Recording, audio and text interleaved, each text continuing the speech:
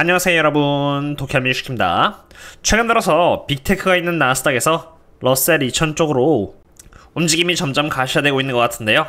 어떠한 메커니즘에 따라서 돈이 러셀 쪽으로 이동하고 있는지, 그리고 테슬라의 움직임은 어제 어떠했는지 한번 다뤄보고자 합니다. 가장 먼저 테슬라입니다. 테슬라는 어제 하락으로 시작을 했다가 그래도 1.5% 상승으로 마감하는 양호한 모습을 보였는데요. 사실 며칠 전에 로보택시가 8월달에서 10월달로 지연이 됨에 따라서 여기 이렇게 커다란 장대음봉이 나왔고요. 아직은 이 장대음봉의 범위 내에서 벗어나주지 못하고 있기 때문에 기술적으로 방심하기는 어려운 상태입니다. 그럼 이제 옵션 현황을 보도록 하겠습니다. 어제 장이 열렸을 때 대비해서 260달러와 270달러 그리고 300달러대의 게마 콜옵션 수량은 상향 조정이 되면서 주가 상승에 어느 정도 기여를 하였는데요.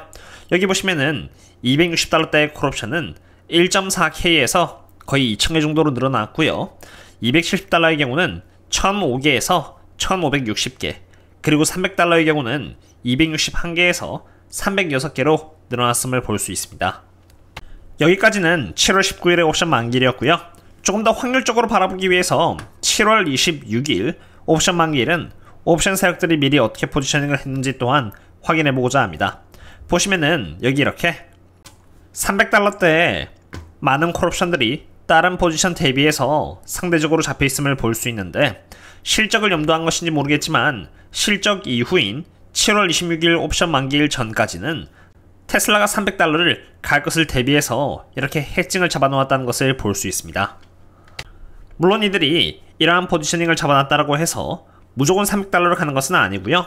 옵션 세력들도 확률적으로 테슬라가 실적 발표를 하고 300달러는 갈 수 있을 것이다 라고 가늠해서 포지션을 잡아놓은 것인데, 그 확률이 시간이 지남에 따라서 적어진다면은 얼마든지 콜옵션을 팔아버릴 수 있으므로 이들의 포지셔닝이 늘어나는지 줄어드는지 매번 모니터링을 하는 것이 중요한 것입니다. 그리고 모니터링은 제가 숙제로서 매번 해서 텔레그램과 네이버 프리미엄 컨텐츠에 올려드립니다. 우선 옵션들은 조금씩 위로 이동을 하고 있는데, 그 와중에 조금 우려되는 부분은 바로 옵션들의 볼륨입니다. 다시 말해서 옵션들의 거래량이 늘고 있지 않은 것인데요. 그 이유는 여전히 지금 콜옵션과 풀옵션의 프리미엄 위치는 여기 이렇게 62달러대로 프리미엄이 과거와 비교를 해봤을 때 상당히 높은 축에 속하고 있기 때문입니다. 프리미엄이 높다는 것은 콜옵션을 살 때 기본적으로 지불해야 하는 프리미엄 비용이 높다라는 것을 의미하는데, 이게 너무 높으면은 나중에 수익을 내도 손익비가 약해져서 덜 매력적이게 되는 것입니다. 프리미엄이 높기 때문에 이렇게 수량이 따라오지 못하고 내려가고 있는 상태이고요. 하루의 흐름을 기준으로 봤을 때 프리미엄이 큰 폭으로 여기 64에서 62까지 떨어지는 모습을 보였고요.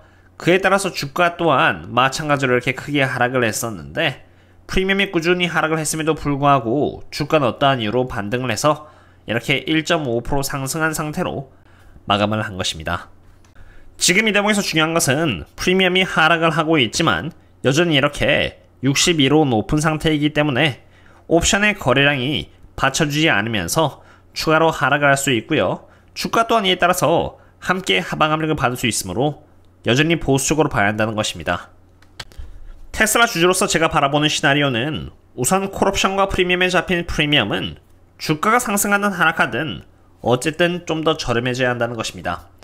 여기 있는 프리미엄이 충분히 이렇게 떨어지면서 저렴해졌을 때 그때 비로소 다시 옵션 세력들이 참가를 하면서 여기 거래량이 이렇게 늘어나고요. 그에 따라서 주가가 또 한 번 더 빠르게 달려나갈 수 있기 때문입니다. 어쨌든 지금은 옵션의 프리미엄이 소화가 되면서 여기처럼 주가가 횡보를 하고 있다고 보시면 되고요. 가급적이면은 프리미엄이 저렴해지는 과정 동안에 테슬라의 주가가 어떻게든 버티면서 7월 23일 좋은 실적과 가이던스를 보여주면은 옵션 프리미엄이 충분히 낮아졌을 때 다시 옵션이 들어오면서 주가가 빠른 속도로 상승을 해보일 수 있을 것이라고 바라보고 있습니다.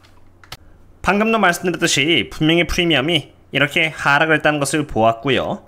그 과정 속에서 주가도 이렇게 함께 하락을 했다가 다시 이렇게 V자로 반등하는 모습을 보였다고 했는데, 정확한 이유는 저도 알지 못하지만 한 가지 확실한 것은 지금의 돈의 흐름이 나스닥에서 러셀로 가고 있고요. 성장주에서 가치주로 가고 있고 반도체에서 비반도체 섹터로 이동이 있다는 것입니다.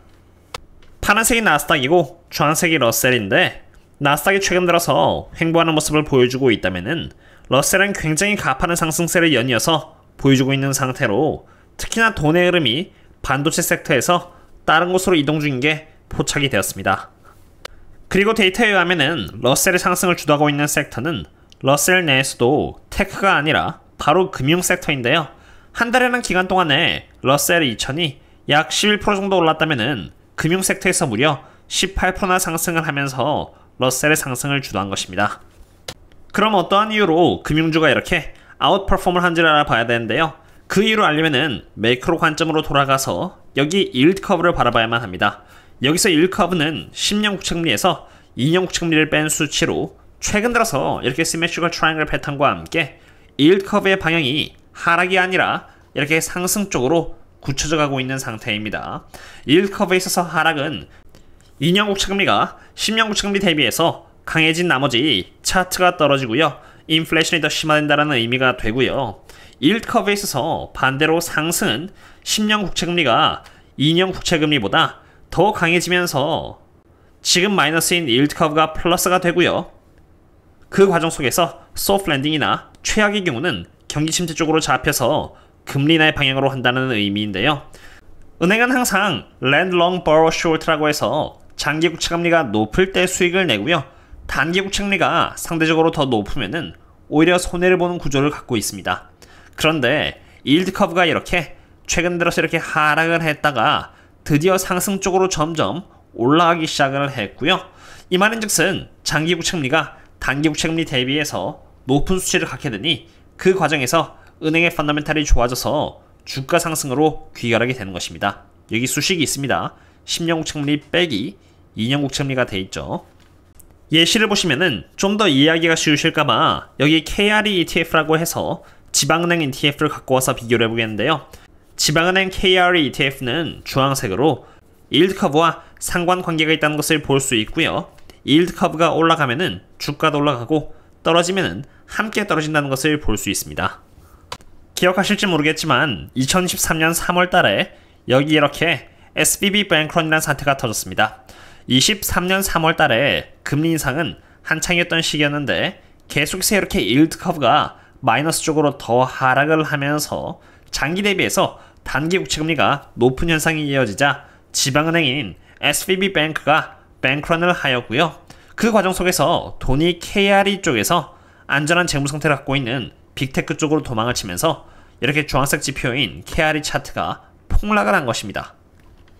여기 3월달을 시작으로 해서 반도체와 지방은행 ETF는 완전히 반대의 길을 가게 되는데요. 계속해서 경제지표가 강한 모습을 보여주었고요. 인플레이션이 심해지자 금리 인하가 멀어졌고, 그러다 보니 일드 커브는 상승을 하지 못하고 계속 인버트된 상태로 하락으로 머무르자 돈은 은행 쪽으로 가지 않고 반도체나 빅테크 쪽으로 갔고요. 그러한 이유에서 반도체는 상승하고 지방은행인 KRE는 하락을 계속한 것입니다.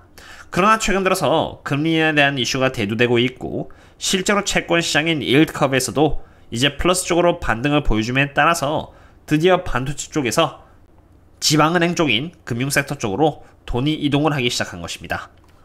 지방은행 ETF인 KRE 차트를 보시면은 며칠 사이에 가파르게 반등했음을 볼 수 있는데요. 지금 일단 53달러라는 지지선을 뚫은 상태이고요. 이제 이렇게 되면은 제가 표시해 놓은 62달러까지도 노려볼 수 있게 된 상태입니다. 이미 KRE가 많이 오른 것 같은데 더 갈 수 있을까라는 궁금증이 생길 수 있을 것 같습니다. 지금까지 반도체 ETF인 XLK가 오른 것에 비하면은 최근 지방은행의 KRE 상승은 사실 상승도 아니라고 봅니다. 그 정도를 보기 위해서 XLK를 KRE로 나눈 차트를 들고 와봤는데요. 여기 이 차트가 이렇게 하락을 한다는 것은 분모에 있는 KRE가 분자에 있는 XLK를 아웃퍼폼한다는 것이고요. 반대로 이게 이렇게 상승을 한다면은 분자에 있는 XLK가 분모에 있는 KRE를 아웃퍼폼한다는 것인데, 최근 일드 커브의 상승과 함께 KRE가 XLK를 아웃퍼폼하면서 이렇게 추세를 깨고 하락을 한 것입니다. 사실 이렇게나 많이 남아있기 때문에 아직 KRE가 여전히 XLK를 아웃퍼폼할 수 있는 여지는 충분히 있다고 보여지고요. KRE의 상승 조건은 아까 말씀드렸지만 yield 커브가 상승을 계속하면서 XLK 쪽에서 주가가 빠졌을 때 그때 비로소 KRE가 상승할 수 있다고 보시면 됩니다. 쉽게 말해서 반도체나 나스닥에 투자하신 분들은 매크로 지표가 낮게 나오길 바라시면 안 되고요. 경제 지표가 계속 강하기를 바라셔야 합니다. 반대로 KRE와 같이 금융 섹터에 투자하신다면 경기 침체를 바라지는 않되 경제 지표가 상대적으로 보합 혹은 소프트하게 나오면서 yield 커브가 다시 상승 쪽으로 가는 것을 바라보셔야 한다가 되겠습니다. 오늘은 이렇게 테슬라와 돈이 반도체에서 이제 다른 섹터로 빠짐에 따라서 수혜를 볼 수 있는 섹터에 대해서 알아봤는데요. 오늘은 이 정도로 하도록 하겠습니다. 추가적인 업데이트는 제가 또 밤에 텔레그램과 네이버 프리미엄 컨텐츠에서 하도록 하겠고요. 그럼 다음에 또 만나요. See you later.